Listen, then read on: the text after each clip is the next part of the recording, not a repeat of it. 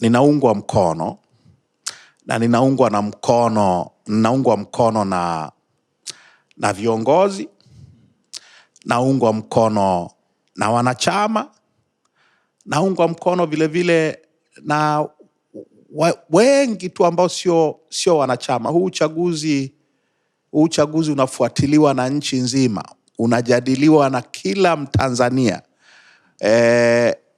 na Watanzania nje ya Chadema, na wao wana kambi zao vile vile. Wapo wengi tu wanaoniunga mkono na wengine hawaniungi mkono. Kwa kauli hiyo unamaanisha wapo pia wanachama wa Chama cha Mapinduzi CCM wanaokuunga mkono wewe? Sitashangaa kabisa. Wanakuunga mkono kwa lengo lipi sasa? Kwa sababu katika Chama cha Mapinduzi kwa sisi tuliokuwa zama za Chama cha Mapinduzi ya chama kweli, sio hii. Chama cha Mapinduzi ni mjumuiko wa kila aina ya watu. Kuna watu wako mle tu kwa sababu wanalinda kazi zao, wanalinda biashara zao, wengine wanalinda maisha yao. Wako sio kwa sababu wanapenda kuwa, wapo kwa sababu wanalazimika. Na kwa sababu hiyo, na wao vile vile wanataka mageuzi. Wanataka chama imara mbadala wa CCM. Kwa hiyo tunapozungumza CCM, hatuzungumzi liukuta kubwa ambalo halina crack yoyote, ambalo sehemu zake zote ziko sawa. Tunazungumza mkusanyiko wa kila aina ya watu, wakati mwingine wenye maslahi yanayotofautiana kabisa. Agosti mwaka 2024 ulikuwa umeandika barua kwamba unahitaji kugombea nafasi ya makamu mwenyekiti taifa. Umebadili nafasi hii kwa sababu ya hasira tu ya kile kinachoelezwa kwamba ulihisi Ezekia Wenje ametumwa na mwenyekiti kuja kugombea nafasi kama hiyo, au ni kweli ulikuwa na mipango ya kugombea nafasi hii, na mipango hiyo ilikuja lini? Kwa sababu mpaka Agosti 2024 nafasi uliokuwa unataka ni makamu mwenyekiti na sio mwenyekiti. Sikuwa na mpango wa kugombea mwenyekiti wa Chadema. Sikuwa nao. Nilianza kufuatwa, niweke hivyo, mara tu baada ya uchaguzi mkuu wa 2015. Ulianza kufuatwa na kina nani? Na wanachama na viongozi. Wakiniambia, Mheshimiwa Lissu, hivi tunavyoenda hivi hatufiki mbali. Gombea mwenyekiti wa chama. Wakati huo wala sikuwa makamu mwenyekiti, nimekuja kuwa makamu mwenyekiti 2019. Kwa nilianza kufuatwa kipindi hicho. Nilikuwa mjumbe wa kamati kuu, nilikuwa mwanasheria mkuu wa chama, nilikuwa mbunge. Na niliwaambia wakati ule, na nikaendelea kusema mara nyingi sana, kwamba jamani, mimi sina mpango wa kuwa mwenyekiti wa chama. Sasa imekuaje miezi miwili baadaye, mitatu, nikabadilisha msimamo huo ambao nimeusema kwa takriban miaka 9. Kuna mambo ambayo yametokea kwenye chama, especially kuanzia 2022, ambayo sasa kwa ujumla wake yanatokea kidogo cumulatively, yamefika mahali nikaona sasa haiwezekani tena kuendelea na msimamo ule wa miaka yote wa kutokugombea mwenyekiti. Unanifahamu? Kumetokea mabadiliko makubwa sana katika Chadema tangu mwaka 2022. Ni mabadiliko yapi hayo Mheshimiwa Lissu? Nashukuru, ndo nataka niende huko. Magufuli alipofariki Machi 2021, Samia akaingia madarakani. Alikuja na maneno matamu hivi. Tulishikilia msimamo kwamba hoja ya msingi ya kumwamini Samia katiba mpya, mageuzi. Na Samia hakuwa na mpango huo kabisa. Na katika kujaribu kudhibiti hayo madai ya Chadema na wanaotaka mabadiliko nchi hii, kamfungulia mwenyekiti kesi. Kama mnavyofahamu, mwenyekiti kakaa gerezani miezi 8, lakini mwenyekiti alipotoka gerezani, ametoka gerezani akiwa na msimamo tofauti kabisa. Unamaanisha Freeman Mbowe siku alipoachiwa tu gerezani na kurejea uraiani, alirejea akiwa sio Mbowe yule mnayemfahamu? Kuna mtu mmoja aliniambia, kiongozi wa chama mikoani, aliniambia bado tunamsubiri mwenyekiti wetu aliyeenda gerezani. Huyu aliyetoka huyu sio yule aliyekwenda gerezani. Hiyo ni baada ya kwenda Ikulu na kurudi. Kuanzia alipotoka, ametokea Ikulu. Viongozi wa kisiasa wanaofungwa na watawala wanaokandamiza wananchi huwa wanatokea gerezani. Nelson Mandela alipoachiliwa baada ya miaka 27, alitokea kwenye lango la gereza la Pollsmoor, Cape Town, ngumi mkononi. Unafunguliwa, milango ya gereza inafunguliwa, unatoka. Mwenyekiti wetu alitokea Ikulu. Lakini anasema aliitwa kwa ajili ya majadiliano na mkuu wa nchi. Ingekuwa ni wewe Mheshimiwa Lissu, mimi nisingeenda. Ingekuwa mimi nisingeenda. Kwa sababu gani? Kwa sababu wanasema kubali wito, kataa tendo. Kwa sababu kuna kukubali wito ambako kuna kucompromise. Umewekwa gerezani miezi 8.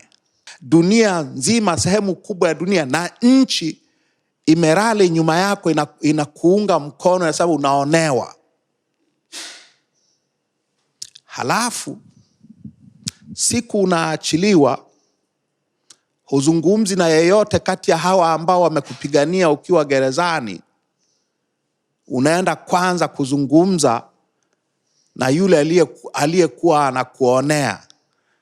Unazungumza bila kueleza yeyote katika hawa ambao walikuwa nje wanakupigania. Duniani kote mivutano ya kisiasa, migogoro baina ya wanasiasa inatatuliwa kwa mazungumzo na pia. Kukubalia. Sasa kuna shida gani mwenyekiti kuzungumza na mkuu wa nchi?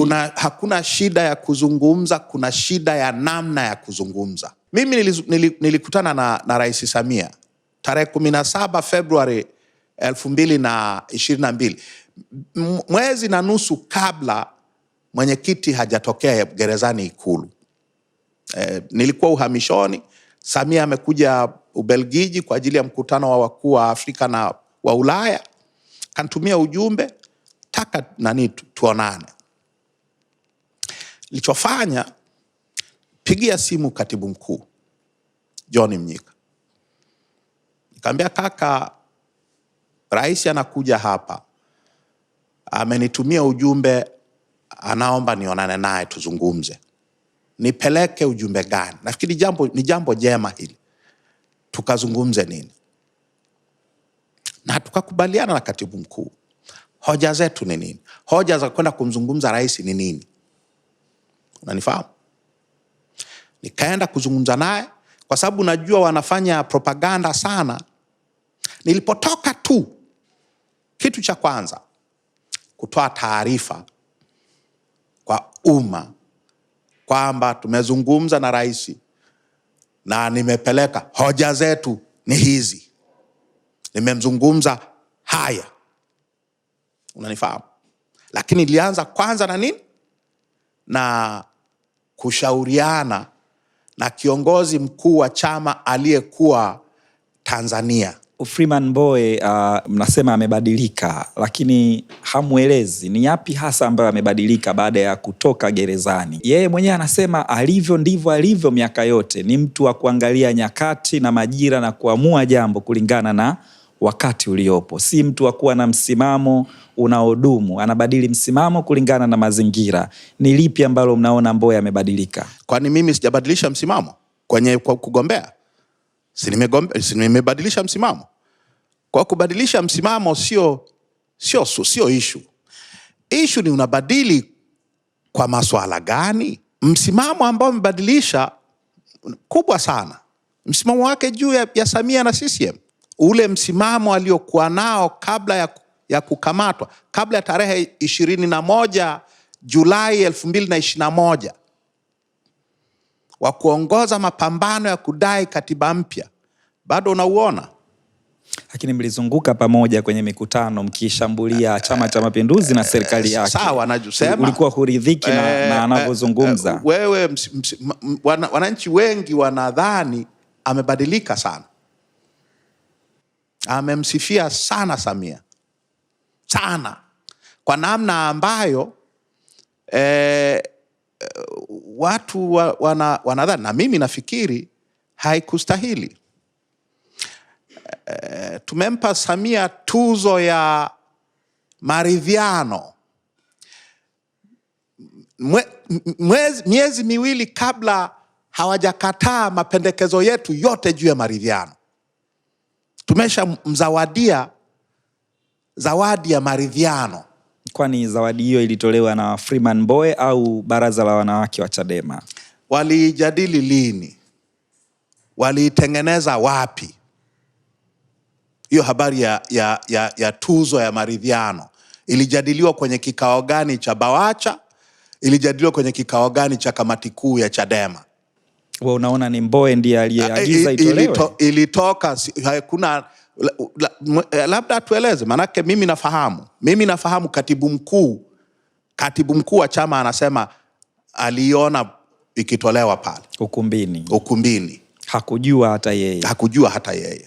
Na viongozi wa BAWACHA wanasema hawakujua. Viongozi wa BAWACHA kwanza hata hawakumwalika Samia kwenye ule mkutano. Alialikwa na mwenyekiti.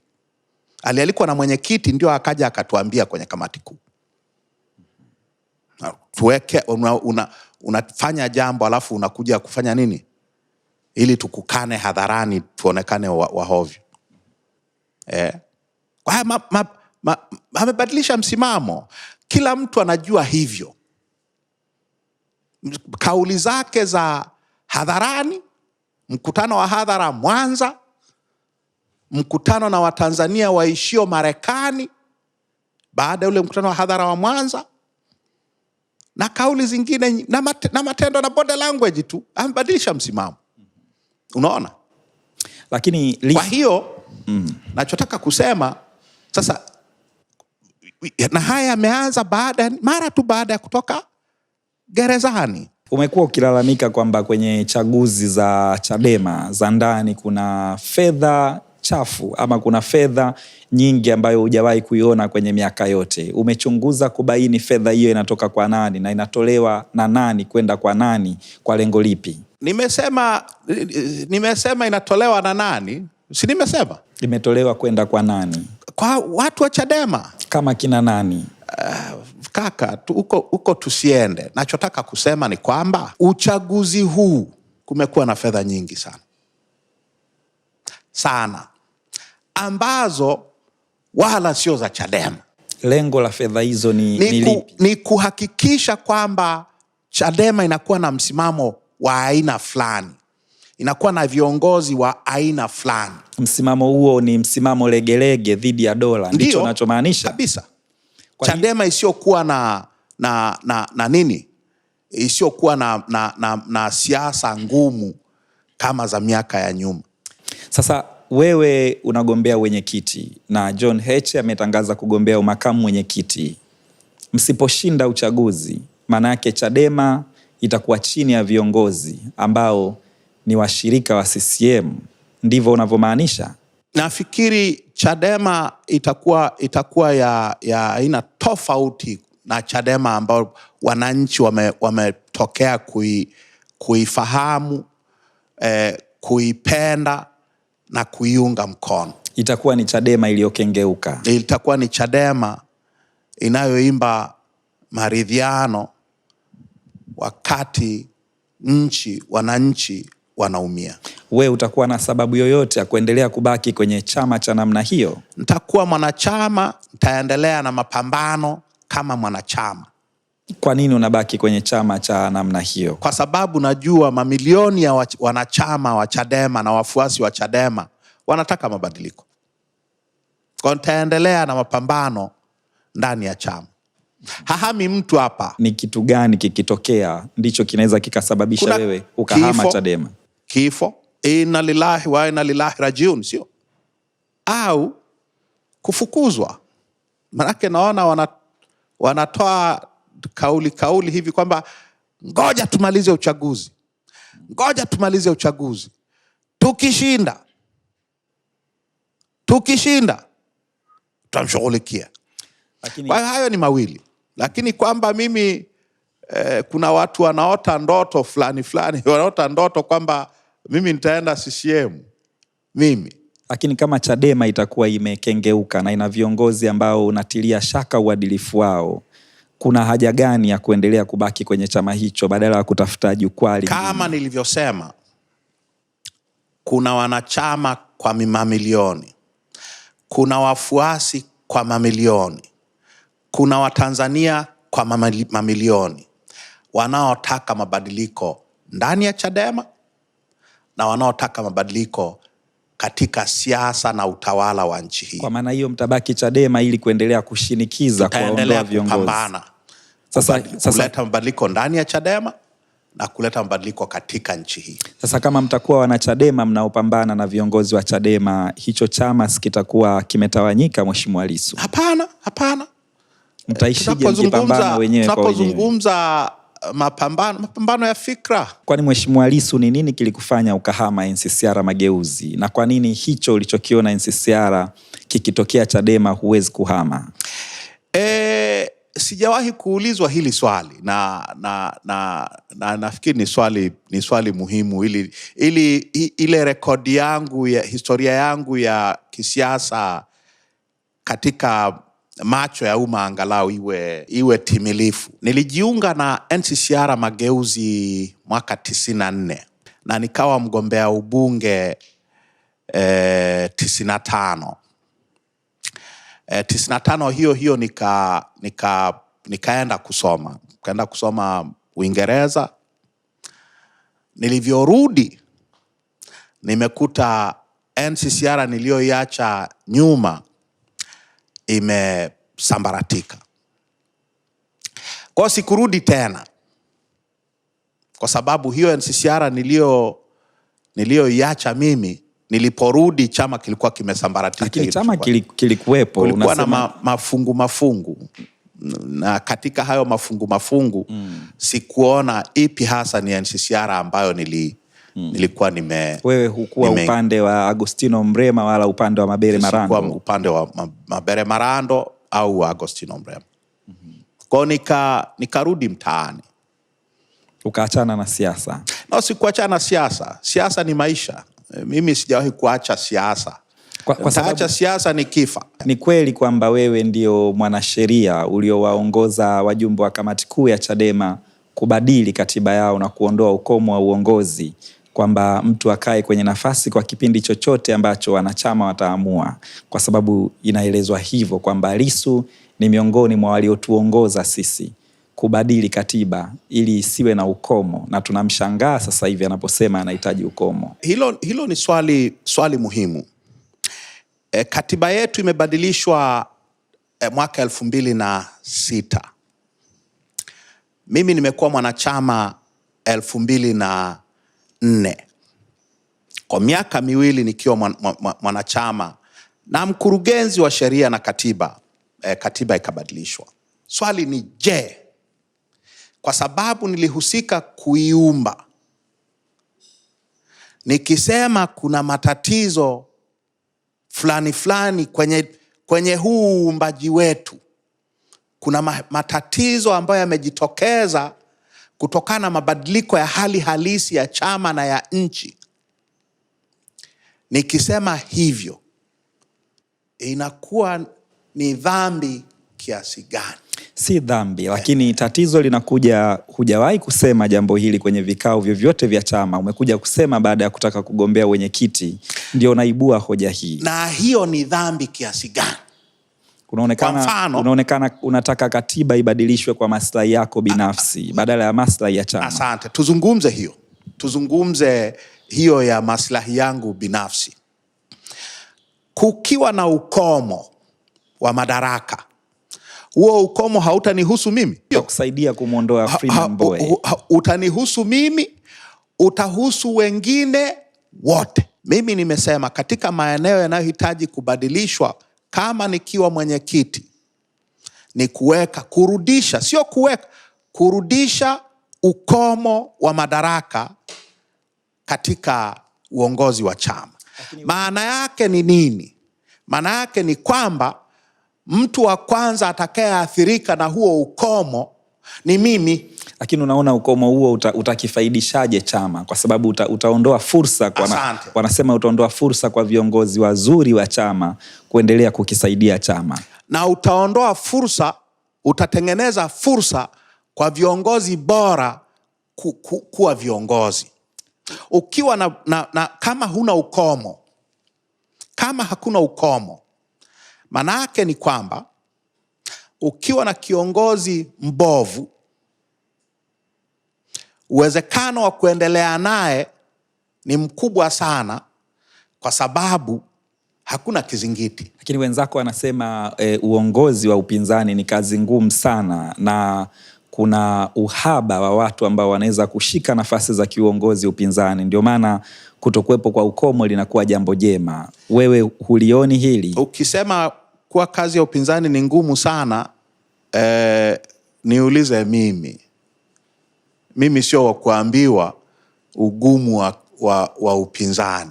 Wewe unaona kuna watu wa kutosha kwenye uchaguzi huu peke yake, kwenye ngazi mbalimbali za uongozi wa chama. Kuna ushahidi wa kutosha kwamba tuna viongozi wengi sana wanaogombea nafasi wako wengi mbaya sana. Unazungumzia nafasi za juu, nafasi za chini huku hakuna watu, kwa sababu wewe mwenyewe nani aliyesema hakuna watu? Kwa ushahidi gani? Wewe mwenyewe kwa matamshi yako wakati wa uchaguzi wa serikali za vijiji, mitaa na vitongoji ulikiri kwamba ni vigumu kwa Chadema kupata wagombea kila sehemu. Ndio maana mlishindwa hata kuwa na 90% ya wagombea. Mlishia kwenye 80% na kitu. Sehemu zingine mlikosa kabisa wagombea. Unazungumza wagombea wa nafasi za vijiji au unazungumza wagombea wa nafasi za chama? Kukosekana kwa wagombea wa vijiji kwenye serikali, hiyo ina uhusiano gani na ukomo wa madaraka? Inaonyesha kwamba chama kina viongozi wa eneo hilo ambao wanaweza kushika nafasi za kiserikali. Manake kuna udhaifu huku chini wa viongozi imara. Ngoja niulize hilo swali. Iko hivi, kwenye uchaguzi huu ambao umeanza tangu 2023 mwaka juzi, kumekuwa na wagombea wengi sana kwenye nafasi mbalimbali. Na ndio maana mojawapo ya mambo ambayo mimi nimeyapigia kelele sana ni kwamba utaratibu wa uchaguzi wa kwetu ndani ya chama umevurugwa sana. Kulikuwa na mbinde sana. Watu wameenguliwa sana, wagombea. Unanifahamu? Wanaenguliwa kwa sababu wapo. Unanifahamu? Kuanzia ngazi za chini, katikati hapa, kwenye kata, kwenye majimbo, kwenye wilaya, kwenye mikoa, kwenye mabaraza, kumekuwa na wagombea wengi ajabu. Na ndio maana kuna hela nyingi, kwa sababu for some reason uongozi wa chama sasa ni dili kuliko uongozi wa kijiji au mtaa. Au watu wanatoa fedha, wanatoa mapesa ili washinde wenyekiti au katibu wa jimbo, Ikienda kwenye uchaguzi wa kutafuta wenye viti wa vijiji na mitaa, pesa hamna, wagombea hamna. Wenzako ndani ya Chadema wanasema unapungukiwa na sifa muhimu ya kiuongozi ambayo ni utunzaji wa siri. Wanasema tatizo kubwa la Lissu ni mropokaji, friji lake aligandishi, siri za ndani ya vikao amekuwa akizimwaga hadharani. Ninaitwa mropokaji nikizungumza maneno ya kweli ambayo watu fulani fulani hawayapendi. Lakini unayozungumza ni mambo ya ndani ya vikao, na hapo ndipo ambapo wanaona kama umepotoka, kwa sababu mambo ya ndani ya vikao ni mambo ya chama na ni mambo ya nchi. Kuna mambo ambayo ukiyanyamazia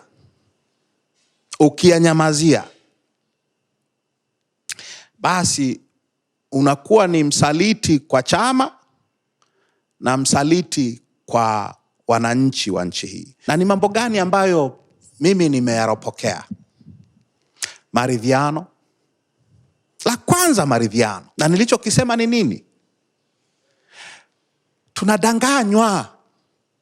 Hakuna maridhiano yoyote. Mwenyekiti anasema isingekuwa maridhiano, nyie mlokimbia nchi msingekuwa mmerudi. Kwa hiyo hata kurudi kwako hapa nchini ni matunda ya maridhiano. Kuna tofauti. Nafikiri tunatofautiana kabisa kimtazamo kwenye hili. Msimamo wangu na msimamo niliokuwa na uongoza wakati wote mwenyekiti yuko gerezani ni kwamba maridhiano manake ni mabadiliko ya kimsingi ya mfumo wa utawala na mfumo wa uchaguzi. Hiyo ndio maridhiano. Ili tufikie kwenye kujadili hayo, lazima masharti yafuatayo yatekelezwe. Masharti ya kutekelezwa ili tuzungumze maridhiano: moja, wafungwa wa kisiasa waachiliwe. Mwenyekiti alikuwa gerezani, kulikuwa na wafungwa zaidi ya 400 gerezani. Tukasema bila wafungwa wote wa kisiasa kuachiliwa, hakuna kuzungumza maridhiano. Hatutashiriki kwenye vikao vyenu. 2, sisi ni chama mfungwa. Chama mfungwa kwa maana kwamba tumefungiwa shughuli halali za kisiasa. Shughuli ambazo sheria inaziruhusu tuzifanye, tunakatazwa. Hatuwezi tukazungumza habari ya maridhiano tukiwa wafungwa. Ondoa vizuizi haramu vya mikutano ya hadhara ya kisiasa.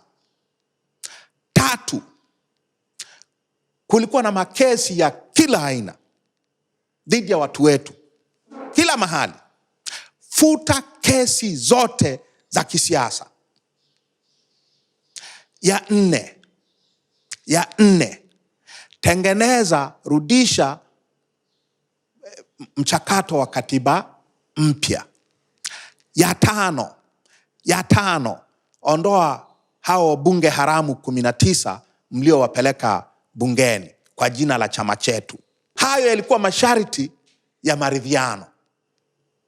Ili twende kwenye maridhiano, hayo yatekelezwe. Na mimi nilimwambia Samia hayo nilipokutana naye. Sasa hayo ambayo sisi tulisema ni masharti tuingie kwenye maridhiano, mwenyekiti ametoka gerezani, yakafanywa kuwa ndio hoja za maridhiano zenyewe. Moja kati ya vitu ambavyo wenzako wanaona umekengeuka ni pale ambapo unazunguka sehemu mbalimbali kuwatuhumu viongozi wa Chadema kwa rushwa. Na wewe ndo mwenyekiti wa kamati ya maadili ya Chadema Taifa.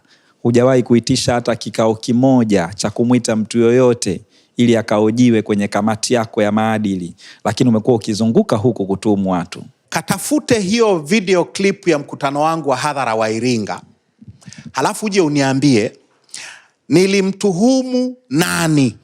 Kabla ya hapo nilikuwa nimeandika ujumbe mrefu kwa wajumbe wote wa kamati kuu ya chama kuwaelezea hayo ambayo nilikuja kuyazungumza baadaye Iringa. Nimeanza kuyazungumza kwenye kamati kuu. Nilizungumzia maswala yanayotutatiza. Rushwa kwenye uchaguzi ikaleta maneno sana, ikaleta maneno kweli kweli, ikatengenezewa na zengwe kama la Abdul Jumbe na Nyerere mwaka 84. Ilikuwa la kung'olewa madarakani kwenye kamati kuu. Sasa hapo ndio nilienda kutaja na majina. Unahisi hilo lilikuwa ni jambo la kutaja majina au la kuchukua hatua kwenye kamati ambayo unaiongoza? Nakuja huko. Kamati ya maadili ya taifa inayoongozwa na makamu mwenyekiti wa chama inafanya kazi zake endapo tu imeelekezwa na kamati kuu ya chama.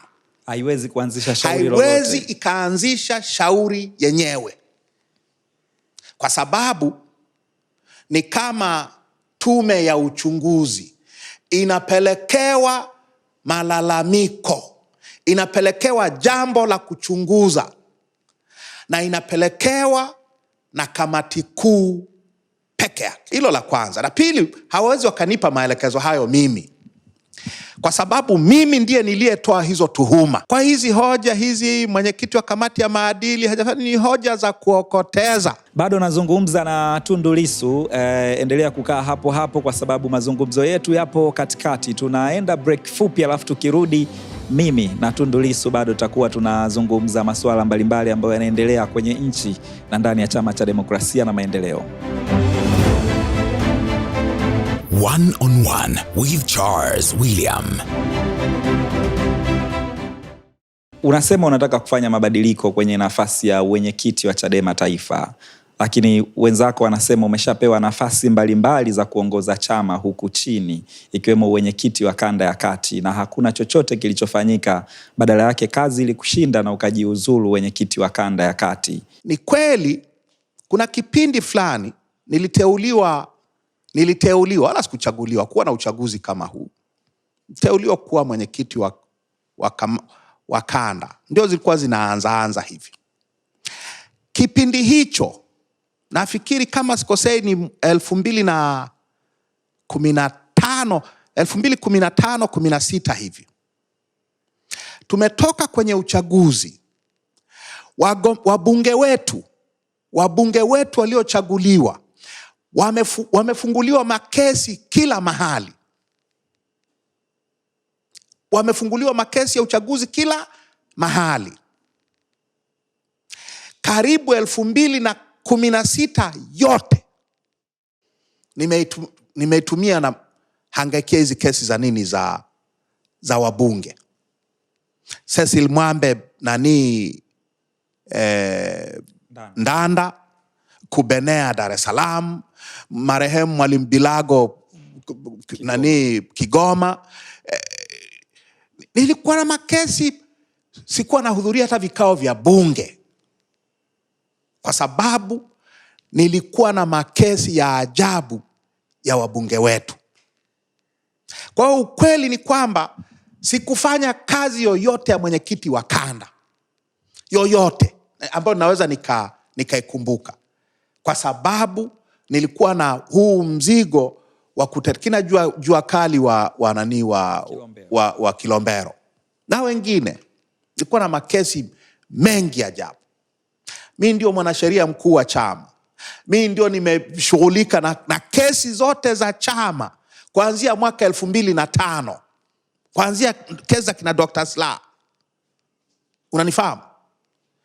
Katika mazingira hayo ningefanyaje? Nimepewa jukumu ambalo ukweli wa Mungu ni kwamba sikuwa na muda nalo. Wanasema alikuwa anahangaika na jimbo lake tu, wala sikuwa nahangaika na jimbo langu. Nilikuwa nahangaika na makesi ya wabunge. Na mwenyekiti akaja kuniambia, bwana, nafikiri una majukumu mengi sana, tukuondolee hili. Kama mwenyekiti ni sawa sawa. Haikuwa issue wakati nachaguliwa mwenyekiti, makamu mwenyekiti 2019. Hakuna aliyesema kwamba wewe mnampaje? Kwanza yuko hospitali, yuko uhamishoni. Mnampaje makamu wa mwenyekiti? Hayupo nchini, yupo hospitali, alishashindwa wenyekiti wa kanda, Mnampaje jukumu kubwa zaidi? Hakuna aliyekumbuka hayo. Wanayakumbuka haya sasa hivi kwa sababu tu ya huu uchaguzi, na hiyo hainipi mimi shida sana. Lissu, vipaumbele vyako vikubwa vitatu ni vipi ukiwa mwenyekiti wa Chadema? Kwa sababu wengi wanasema ni dereva ambaye anang'ang'ania usukani, lakini bado hawajaelewa ni wapi hasa anataka kuipeleka gari. Anasema tu dereva aliyopo amechoka, nimpokee tuje na nguvu mpya. Vipaumbele vyako ambavyo ndio mwelekeo wa Chadema itakaokuwa chini ya mwenyekiti wako ni vipi? Kipi ndio kipi? Anang'ang'ania usukani au anataka apewe usukani? Anataka apewe usukani. Amina. Anayeng'ang'ania usukani anajulikana, sio? Mimi nataka usukani. Cha kwanza kabisa, kufanya marekebisho ya kikatiba na ya kiutendaji ndani ya chama. Na nimeeleza tunahitaji kuweka ukomo wa madaraka. Tunahitaji kufanya nini? Kuweka ukomo kwenye viti maalum.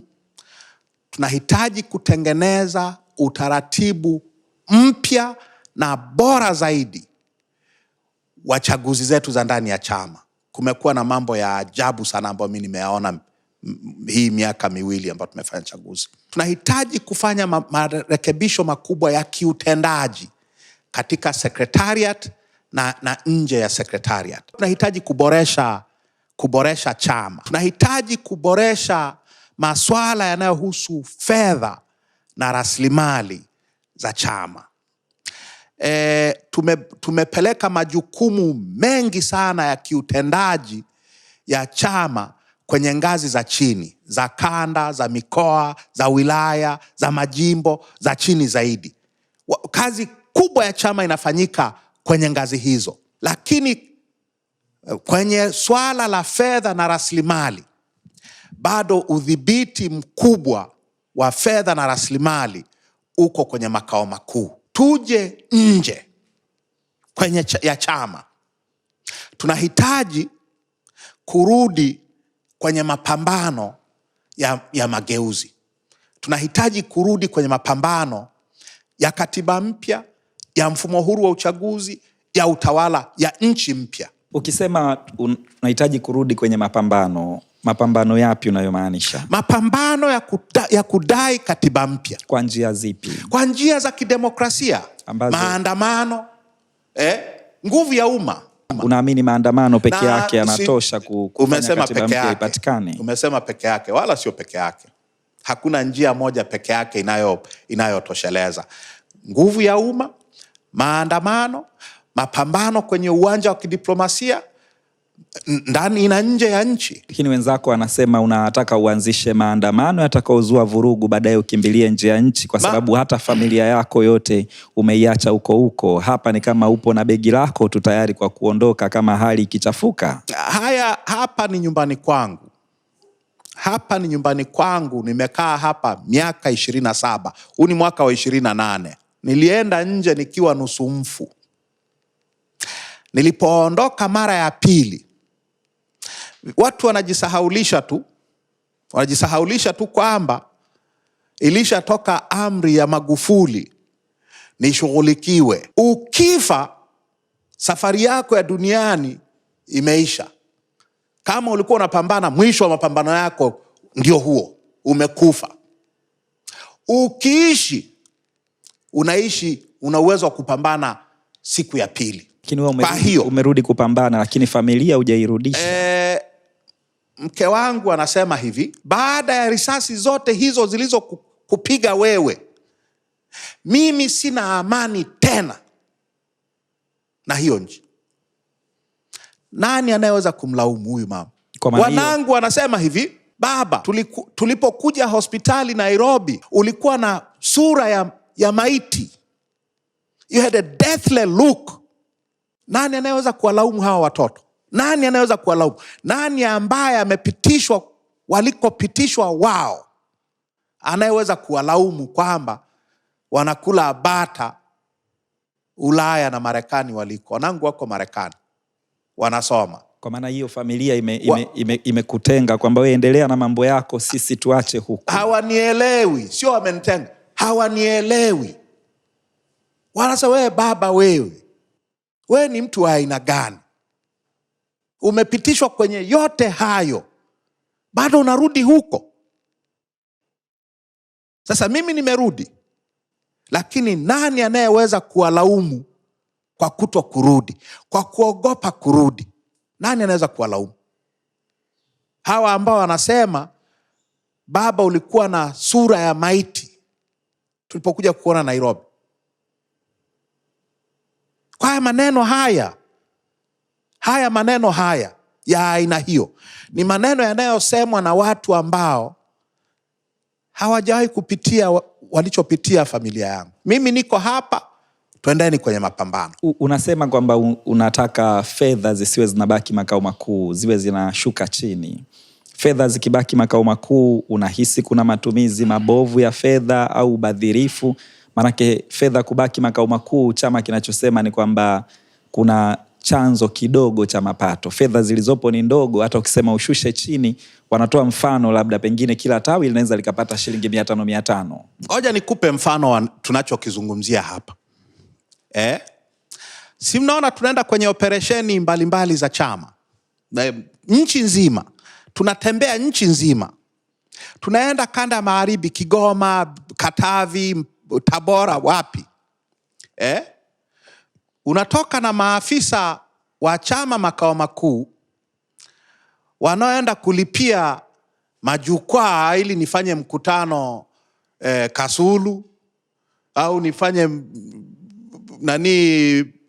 mkutano wa hadhara Kazura Mimba. Kuna kijiji kinaitwa Kazura Mimba, kina watoto wengi kweli kweli, Kigoma. Unanifahamu? Wanatoka makao makuu na mafungu ya fedha kwenda, hawataki kuzishusha chini. Sasa hiyo kazi hiyo ya aina hiyo inahitaji kweli afisa wa makao makuu aende Kyerwa kwenda kuisimamia? Tumeleta viongozi wa kanda hapa na mikoa kuja kufundishwa ili wakafundishe watu wao kwenye kanda zao na mikoa yao na wilaya zao na nini. Tumefundisha hapa siku karibu wiki nzima. Baadaye wanatoka watu timu nzima makao makuu kwenda mikoani, kwenye kata, kwenye majimbo, kwenda kufundisha. Mmefundisha watu kwenye kanda zetu. Kuna utaalamu wa ajabu, kuna utaalamu ambao makao makuu upo. Hizi kazi ambazo zinafanywa na maafisa wa makao makuu zinaweza zikafanywa na watu wa kwenye kanda, wa kwenye mikoa, wa kwenye wilaya. Nilimsikia Ezekia Wenja akisema kwamba kamati kuu ilipokaa na kuona kuna upungufu wa fedha kwa ajili ya kufanya mkutano mkuu, iligawa jukumu la vigogo wa chama mliopo kamati kuu kutafuta vyanzo mbalimbali vya fedha. Na wewe mwenyewe ulipewa jukumu la angalau utafute milioni 30, lakini umeingia mitini, lakini ni kinara wa kukosoa kuhusu fedha za chama kutumika. Ila ukiambiwa utafute chochote kitu ili kitumike kwenye chama, unaingia mitini. Kwanza sijaingia mitini, na pili, shilingi milioni 30 ni kiwango kidogo kiasi gani? Kwa sina milioni 30. Nachofanya, na waomba wanachama na wafuasi wetu na watu wanaotupenda, jamani, tuna mkutano mkuu unahitaji fedha, tunaomba mtuchangie fedha. Sasa mimi ambaye sina vyanzo vichafu vya fedha ndiye naye simangwa na sasa umeshachangisha hicho kiasi Mheshimiwa Lissu, kwa sababu ni jukumu lililogawanywa kwa kila mtu. Sio jukumu la kikatiba actually. Chochote kitakachopatikana, na nimewaambia jamani, wala msiniletee mie, kwa sababu huu utaratibu wa mpaka sasa hujui kimepatikana kiasi gani. Watajua wanaozipokea. Lakini wanasema hata utaratibu wa kikatiba kwamba mbunge awe anatoa mchango, ulipokuwa mbunge we uligomea, hukuwa unatoa mchango ambao ni mchango kwa mujibu wa katiba ya Chadema. kila mbunge sehemu yake ya posho atoe mchango. Uligoma pia kwenye hili. Wewe haya maneno unayaamini kweli? Lakini yamesemwa na mjumbe wa kamati kuu ya nimeacha kuwa mbunge mimi. Nimeacha kuwa mbunge mimi tarehe 29 Juni 2019. Miaka zaidi ya 5 iliyopita, 5.5. Tunaenda mwaka wa 6. Niliingia bungeni mwaka 2010. Kati ya 2010 mpaka 2019, wakati nafukuzwa ubunge, kama hayo maneno ni ya kweli, maana yake ni kwamba nilikuwa silipi michango ya nini, ya wabunge, au sio? Uliwahi kusikia mtu yeyote akilalamikia hilo kwa miaka 9 niliyokuwa mbunge? Kwa Wenje anakuzushia. Wewe unafikiriaje kwa hoja za aina hiyo? Mimi sipo kamati kuu.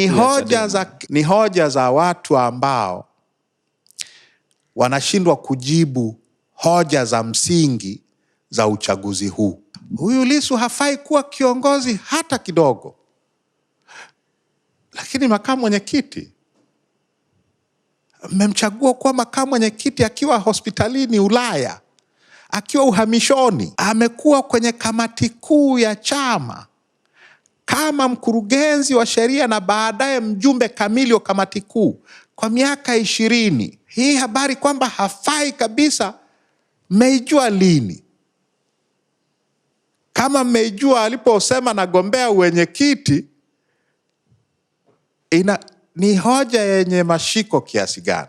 Vitu vya kuokoteza tu. Mheshimiwa Lissu, wewe mikakati yako ni ipi kwenye kuongeza mapato ya chama? Manake chama kutokuwa na fedha ni kilio cha miaka yote, na kila wakati chama kinatafuta fedha kwa mtindo wa kuchangisha. Hakuna vyanzo vya uhakika vya mapato. Mkakati wangu kama mwenyekiti ni kuhakikisha kwamba wanachama na wafuasi wa chama na wanaokipenda wanakiendesha chama chao kwa kukichangia. Chama cha siasa sio kampuni ya biashara.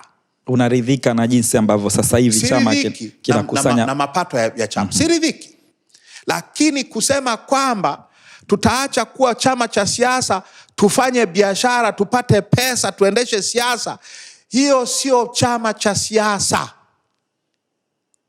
Tukiacha kutegemea wanachama na wafuasi na wapenzi, hatutawajibika kwao kwa lolote. Namna ya wanachama kudhibiti chama chao ni kukichangia.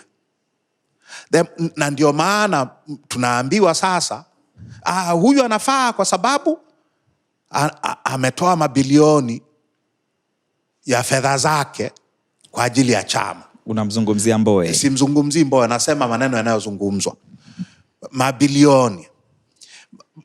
Ndio maana ukigombea wewe ambaye hujatoa mabilioni, unaonekana mhaini. Lakini wenzako wanasema kwamba Lissu ni mtu ambaye ana wivu na kila mtu mwenye fedha, kwa sababu yeye si mfanya biashara, hajawahi kufanya hata biashara ya nyanya wala mandazi. Kwa hiyo anapoona mtu ana fedha tu kutokana na biashara zake za pembeni, tayari anaanza kumtilia shaka. Na hata ulipoona mwenyekiti wako amenunua magari mapya 2, ukakimbia kwenda kuambia wenzako mwenyekiti tayari ameongwa. Yote haya ni kwa sababu moja tu.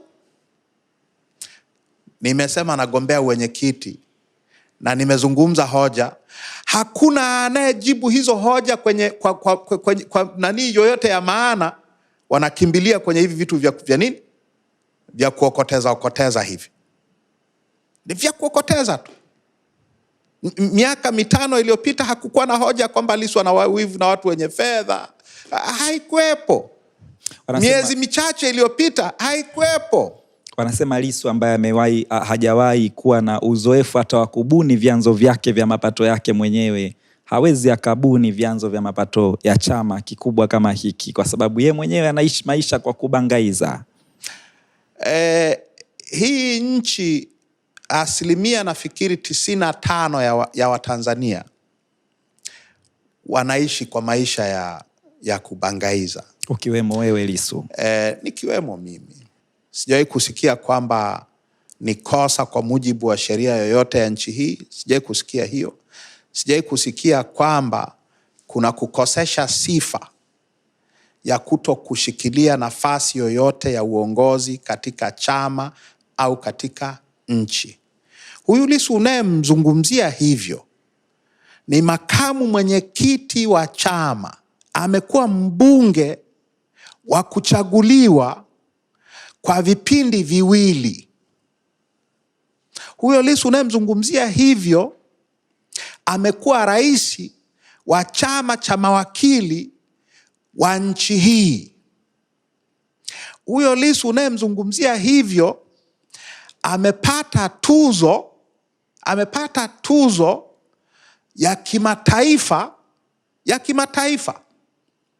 inaitwa Bush Thatcher Freedom Award, tuzo ya uhuru ya Bush na Thatcher. Wamesema huyu mbangaizaji huyu anastahili kupata tuzo ya uhuru ya Bush na Thatcher. Amepata tuzo ya Chadema inaitwa ninayo hapo juu, kinani nitawapatia baadaye. Tuzo iliyotolewa na chama chake inaitwa Braveheart Award, tuzo ya moyo jasiri. Chadema wamekupatia. Ya Chadema iko hapo juu. Ulisikika kama unatilia shaka usimamizi wa uchaguzi. Kwa sasa hivi ulimtaka katibu mkuu afafanue kuhusiana na vipi hasa uchaguzi huu utasimamiwa. Umeshapata maelezo ya katibu mkuu na umeridhika na ulichoelezwa jinsi ambavyo uchaguzi utasimamiwa? Nilitembelewa na ujumbe mkubwa sana wa wazee wa chama hapa, ambaye ni miongoni mwa wasimamizi wa uchaguzi. Usijasema hivyo, wewe wasema. Kwa sababu uchaguzi huo unatakiwa kusimamiwa na viongozi wa staff wa chama, wazee wa chama. Sasa katika mambo ambayo niliyasema, nilimweleza katibu mkuu ofisini kwake, na baadaye nikayasema kwenye hotuba yangu ya mwisho wa mwaka, na jana nimeyazungumza na wazee. Ni kwamba katiba yetu ya chama inasema uchaguzi wa kitaifa utasimamiwa na kamati ya wazee wastaafu wa chama watakaoteuliwa na katibu mkuu na kamati kuu, sio katibu mkuu. Kamati ya wazee wastaafu wa chama watakaoteuliwa na kamati kuu ya chama. Tumepoteza hazina kubwa sana ya wazee wa chama katika hii miaka 10 hii. Na mimi pamoja na uzoefu wangu wote huu kwenye chama, ukiniuliza nani ni mzee wa Chadema mstaafu sasa hivi, simuoni. Mzee Mtei ni mgonjwa, miaka 92 anaelekea 93 sasa. Hata kama asingekuwa anaumwa haiwezekani. Mzee Mabere Marando ni mgonjwa. Hao ni wale ambao wako hai. Wengine wote ni marehemu. Kwa huyo atakaye simamia uchaguzi kwa mujibu wa katiba, ateuliwe na kamati, ni nani? Kwa nilitaka katibu mkuu clarify hili. Tuna tatizo hapa. Tuna tatizo kubwa kidogo. Na mpaka sasa hivi hakuna watu walioteuliwa. Ndio maana nimeuliza, kwa sababu hakuna. Inabidi wateuliwe na kamati kuu. Mimi ni mjumbe wa kamati kuu, ni makamu mwenyekiti.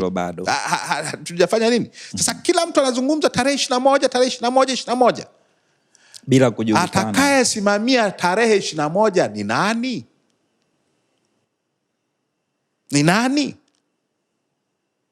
Huo utaratibu wa kusimamia hiyo tarehe 21 ukoje? Unanifahamu? Msikia mwenyekiti akisema uchaguzi utakuwa wazi sana pale ukumbini. Kama wasimamizi hawako wazi, huo uwazi utakuwaje? Wapiga kura wa uchaguzi huo wajumbe wa mkutano mkuu wa taifa. Jana katibu mkuu amesema hivi, kuna watu wanachaguliwa hivi tunavyozungumza, wanachaguliwa kuwa viongozi wa majimbo, wa wilaya, wa mikoa. Hawa watu kwa katiba ya chama wanatakiwa wawe wajumbe wa mkutano mkuu, wawe wapiga kura tarehe 21. Lakini katiba yetu hiyo inasema ili uchaguzi mkuu wa chama kwenye ngazi ya taifa ufanyike, lazima kwanza chaguzi ziwe zimekamilika katika ngazi zote za chama, kanda na kwenda chini. Halafu ndio tunakwenda kwenye nini? Kwenye taifa. Maana yake ni kwamba tunapokuja kwenye taifa, tunakuja na wapiga kura ambao wamechaguliwa mwishoni kwenye ngazi ya kanda. Hawa wanaochaguliwa sasa hivi wanachaguliwa ili wawe wapiga kura. Hawa ni wapiga kura feki, kwa sababu walipaswa wachaguliwe kabla ya hizo chaguzi za kanda kukamilika. Kwa una hofu na uwepo wa wapiga kura ambao katibu mkuu ameeleza hivi. Mimi niliona yanazungumzwa maneno mtandaoni, kwa kuna watu wanatengenezwa wapiga kura feki. Jana katibu mkuu amesema, kwa kadri ya maelezo niliyoyapata, amesema kwamba yeyote ambaye hakuwa mpiga kura kwenye ngazi za kanda kwenda chini hawezi akawa mpiga kura kwenye uchaguzi huu. Na hiyo ni clarification muhimu sana. Manake vinginevyo, kwa sababu namba inaelekea hazisomisomi sana, wanaweza kujazia ili namba zisomeke. Namba za nani sasa ambazo hazisomi? Za hao wanaotaka wabunge wajumbe wapya waingizwe. Namba za Freeman Mbowe hazisomi. Wewe wasema wanaotaka namba zao zisome wanaongeza nini? Wanafanya mambo yale ya CCM yale ya kura feki. Katibu mkuu wetu amesema hao sio wapiga kura halali. Na hilo ni jambo jema kabisa. Linatupelekea kwenye uchaguzi wa nini? Huru na wa haki. Ili uwe wa wazi, lazima mambo fulani yawekwe wazi. Tujue wasimamizi wa uchaguzi hawa ni kina nani. Tujue wapiga kura ni kina nani. Orodha ya wapiga kura katika uchaguzi wowote ule katika dunia hii ya Mwenyezi Mungu huwa inawekwa wazi, ili kila mtu ajue nani ana haki, ni mpiga kura kwenye uchaguzi huu.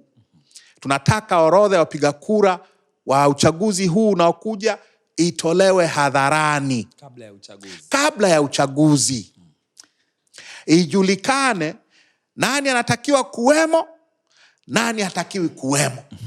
Ndio uwazi huu. Mheshimiwa Lissu, mimi nikushukuru kwa sababu muda wetu umemalizika kabisa. Kwa dakika moja wakati tunahitimisha, unawaambiaje wanachadema ambao wengine wana hofu kwamba kitatokea kilichotokea NCCR Mageuzi, zilipigwa ngumi ukumbini, lakini kitatokea kilichotokea chama cha wananchi CUF wakati Profesa Lipumba na Maalim Seif wanavutana, zilipigwa ngumi ukumbini. Wana wasiwasi Mlimani City tarehe 21 huenda zikapigwa ngumi zingine pale mkagawana mbao. Asante sana. Na hili swali ungeliuliza mapema kidogo ingekuwa jambo jema sana. Katibu mkuu wetu amesema hadharani kwenye Twitter kwamba ana taarifa kwamba watu wa serikali, na ametumia neno mfumo, watu wa mfumo wanapanga hicho unachokiuliza. Wanapanga kusababisha vurugu kwenye uchaguzi wetu.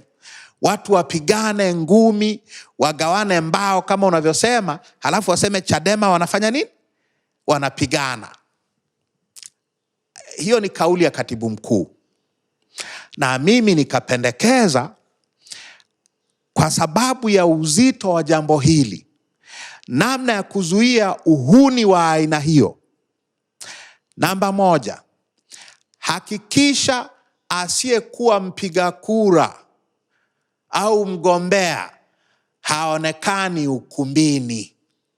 Yeyote asiyekuwa mpiga kura au mgombea asiingie ukumbini. 2, hakikisha uchaguzi unafanyika mchana, saa za mchana. Giza likiingia, wahuni huwa wanazima taa, wanakimbia na masanduku ya kura, wanaenda kuleta masanduku feki. 3, hakikisha kura zinapigwa, kila mtu anaona, zinahesabiwa, kila mtu anaona, matokeo yanatangazwa, kila mtu anaona. 4, hakikisha unaalika watu wafuatao: viongozi wakuu wa madhehebu ya kidini. Wakija maaskofu na mamisalaba yao na mashehe wanahesabu nani, ile mjomba wangu Sheikh Ibrahimu alikuwa anaita tasbih, wanahesabu tasbih na maaskofu na misalaba yao. Wakaja, alika na mabalozi au wakilishi wa kibalozi wa nchi za nje, waje kwa watazamaji, sio wapiga kura, sio ni watazamaji. Usitusahau wanahabari. Wanahabari mtaingiza kura feki. Ala. Si tutakuwa live. Itabidi tuwachunguze kila mahali ndio muingie. Sawa sawa. Ukifanya hivyo, ukifanya taratibu zote hizo, hawa wahuni hawatakaribia pale. Kwa sababu hawa watu wafanya fujo wateka nyara hawa wanaogopa kukosana na dunia. Dunia inawapa hela. Miaka mingine zikipigwa kura yanabebwa masanduku, watu wanaenda kuhesabia nyuma, ambako baadaye matokeo yanakuja ukumbini. Hutaki jambo hili litokee mwaka huu? Hata kidogo. Hapo, kwa sababu wewe mwenyewe ulichaguliwa kwa mfumo huo, kura zinaenda nyuma. Nilikuwa Ulaya kitandani hospitali.